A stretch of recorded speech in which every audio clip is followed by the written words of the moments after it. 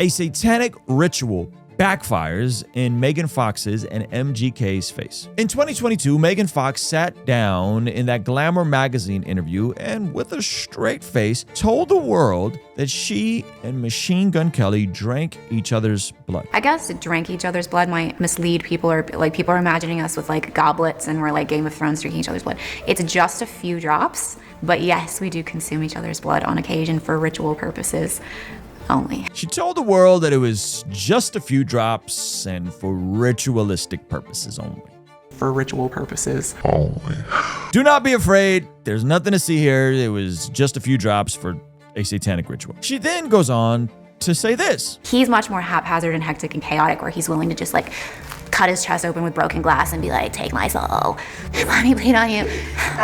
It doesn't not happen, let me tell you. Maybe not exactly like that, but a version of that has happened many times. Take my soul. She unironically says that a version of that has happened. Okay, but it's okay because it's just a few drops, all right? Nothing to see here, folks. She also talked about manifesting him since she was 4 years old, framing their relationship like it was written in the stars and stuff. Oh, Machine Gun Kelly, and I like kind of knew the name but didn't, so I'm like, Machine Gun Kelly, I like look it up, and I was like, oh, we're gonna be in so much trouble, because he's literally like my exact physical type that I've been manifesting since I was 4. I'm also 4 years older than him, so I think I made him. My thoughts and intentions grew him into the person that he is. Who knows what he would have looked like or been like if it wasn't for me. Okay, wait a minute. She manifested him when she was 4 because today he's her type and he may have not looked the same because she's exactly 4 years older than him. So her thoughts caused him to look the way he looks today. I'll let you guys sort that one out. I promise you there's something hopeful and redemptive at the end of this video, but in the meantime, let me just set the stage for you guys. Obviously, the language she used here sounds a lot closer to the kind of spiritual counterfeit that we encounter in Ephesians 5:11, which encourages us to have nothing to do with the fruitless deeds of darkness, but rather expose them. Back then, people argued, was this just for shock value, or was it something far more real and far more dangerous? Or is this the typical rock and roll satanic panic marketing, getting everybody talking? You know, I think Lil Nas X did his whole lap dance for Satan thing around the same time. But fast forward now, and this story has taken a turn. And if you've been paying attention, it raises a chilling question.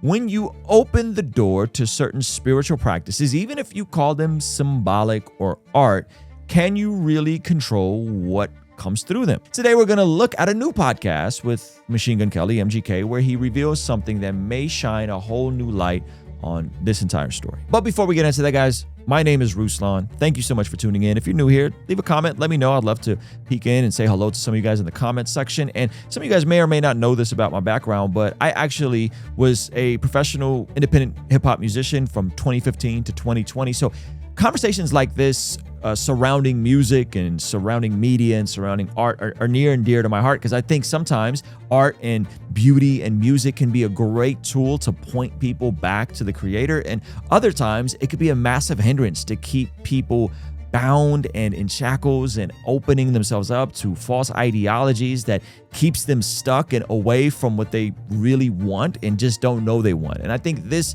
conversation today is the epitome of all of that. And so this channel exists to encourage, empower, and inspire you to live a life that blesses God. If you're new here, if you're not new here, do me a favor, hit that subscribe button. It's a huge percentage of you guys that watch this channel, unfortunately, are not subscribed. So listen, before we get into that, I just want to say that I think both of these people are talented, and both of these people are created in the image of God, and both of them are fearfully and wonderfully made. And it honestly, it hurts seeing this sort of stuff propagated, because I actually want more for Machine Gun Kelly. I don't think he has to stay in this cycle that he's going to describe in this video we're going to look at. So in this new interview with Popcast, a New York Times podcast, MGK is reflecting on his meteoric rise as an artist who's transitioned from hip hop to doing rock and roll and pop stuff now. And something very interesting is pointed out. You beef with Eminem. You come out at least even, if not on top. You know, like all of these moments where the quote unquote hate for you could have buried you, like it only made you more famous. So you've actually been winning for a really long time. Like, so it's an interesting observation that he makes. Hey, you've been winning for a long time. You survived a rap battle with Eminem. He said potentially came out on top. I don't know about that one. I mean, his career went a totally different direction and he stopped making hip hop music as much. But he's encouraging, hey man, you've been winning at this for a long time. You overcame adversity. You've done a lot of good things in your career. And listen to his response. Do you not allow yourself to feel that because then you won't have any motivation left? Yeah, I mean, I say it on the first track of Lost Americana where I said, all the pages are blank until my life goes to shit. I know I do that on purpose just to write again. Great bar. It truly sums up the totality of what I do almost before every album cycle. Yeah, like, you have to tear it all down. I mean, and we watched it with this one. You know, you could see it in the news. I'm like, I gotta ruin everything. I've put so much weight on my art that I'm like, oh, I'll bleed out and die for this. Okay, so from his paradigm, every single album cycle, he has to tear it all down. And what was trending and all over the headlines, the same couple that was doing weird rituals are now going through a nasty breakup and it's a big mess and it's in all the tabloids. And he's admitting that he likes to tear everything down for the sake of his art. And I've said this before, as someone that's done music for a long time, oftentimes the very things that may lead to better art or better music are the very things that are absolutely self-destructive to your soul, your mental health, and your physical health. And in his case, in this interview, he opens up about going to rehab in the midst of all this craziness that he's going through. So the rituals that they're performing on each other and with each other, are they connected to a darker spiritual component that they're dabbling with, and they don't even know how serious this stuff is? The sad part about all this is that it doesn't have to be that way. I'm going to highlight some hope and some good things that are happening in music and media in a minute, but let Machine Gun Kelly kind of flesh this out a bit more. I've never even thought about kids or the internet being like, oh, I associate him with bad music, because it's just like, but that's a vocal minority. So he points out that despite all the hate he gets with quote unquote being affiliated with bad music, that when he walks the street, people embrace him, they show him love, so on and so forth. And listen, I can't speak to whether his music is objectively good or bad. I think sometimes art in general is subjective, but he does seem to be saying that, hey, I think I make good music and there's an audience for it. And again, his new stuff's not really my cup of tea. I don't know much about pop punk and what's good and what isn't good, but he seems to be successful in that lane.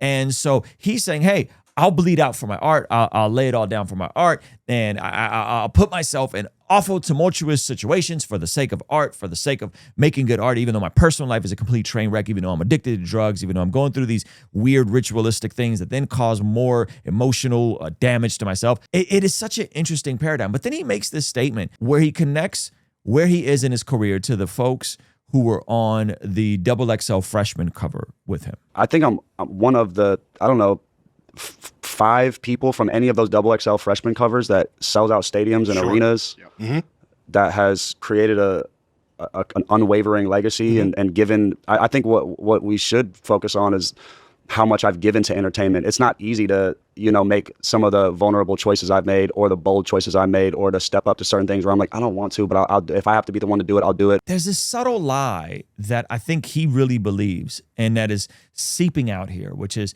hey, I have to do all this crazy stuff and I have to give myself to my art. I have to sacrifice myself to my art to reach the success and the degree of influence that I have. And I think that because he believes this lie is the reason that he, and perhaps some of you, stay stuck in dysfunctional, toxic, and sinful patterns. That because you don't see another alternative for how you can live your life, you stay engulfed and immersed in things you know are not good for you because that's all you see. And so he points out that, hey, I'm one of the only artists today that is from these XXL freshman lists that's built a legacy and bleeds for my art and is doing arenas and stadiums. And therefore, this is just how it is. This is just how it has to work, guys. This is it. This is my lot in life. There's only one issue there. This isn't the only way to do it.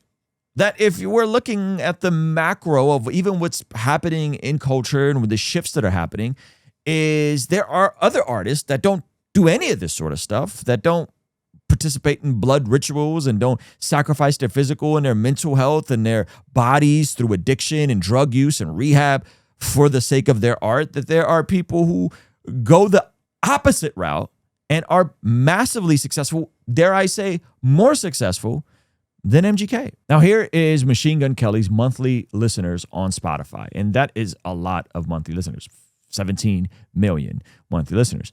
But you know what's interesting is there are other artists that don't cuss, don't sell drugs, don't kill people, don't do rituals, don't drink each other's blood, that actually have way more than him. This is a friend of mine named Jake, JVKE, 18 million monthly listeners, substantially more, million more than Machine Gun Kelly. So that's interesting. Machine Gun Kelly also points out that he is doing arenas and selling out stadiums.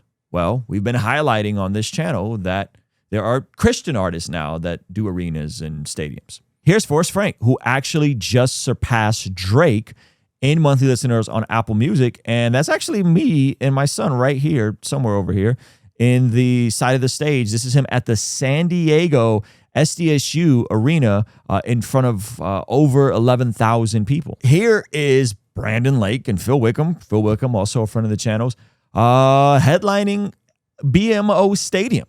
Okay, so not an arena, a stadium. The capacity in the BMO Stadium is 22,000 people. And so the sad part about this entire MGK situation is that he's consistently dabbled with self-destructive activities like alcohol, and also then tapped into weird rituals like drinking each other's blood, which has only caused him more heartache and headache.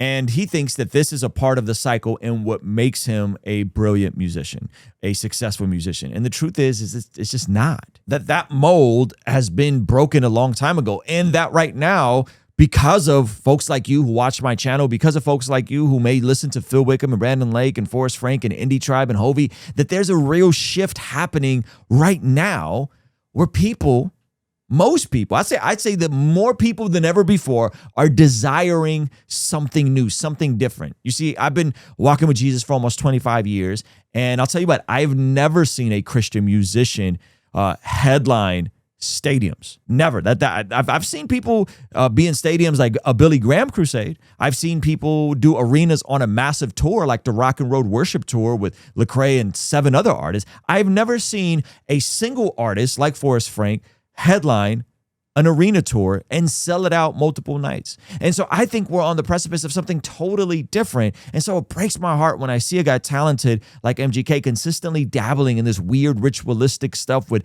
drinking blood and cutting himself open and all this goofy stuff, while at the same time there's other ways out there. And I would argue that the appetite of the people who are consuming the music is changing. That people don't want the same, I'm 32 and I got a heartbreak music. Like, I think people are over it. I think people want something deeper, something with more substance, something with more meaning, something with more beauty, something with more truth. And so I feel bad for MGK in this situation. I feel bad that people continue dabbling in dark occultic practice and then wondering why they keep getting the same results. You know, they say insanity is doing the same thing over and over but expecting different results. And so he may be successful and he may be able to do some cool stuff, but he's not the most successful person out there. There's other people that do what he does and even bigger that don't have to do all the weird stuff and dabble in the occult imagery and continue struggling with substance abuse, that there is freedom available even for people like MGK. And so I think that there's been a shift. I think things are changing. And I think all of this is indicative of a God who's still alive, still active, still moving, still revealing himself, and still performing miracles. And that's exactly the theme of our latest collection, The Miracles We All Believe Drop, which reminds every single one of us that all of us believe in miracles. We as followers of Jesus just believe the miracles come from the Creator, and they're most signified with his death, burial, and resurrection, and us being placed in a right standing. So it's a great way when you put this shirt on to remind yourself of whose you are and who you represent, and it's a great way to start conversations organically and share your faith with people when you're out in public. All right, so go to blessgod.shop, pick up something from the collection. We also have a 60-day Devo on sale that's available right now, taking you through the entire scriptures in 60 days, along with custom journal prompts. That's available as well. So go to blessgod.shop, shop the sale before it ends. All right, I'll see you over there. Peace.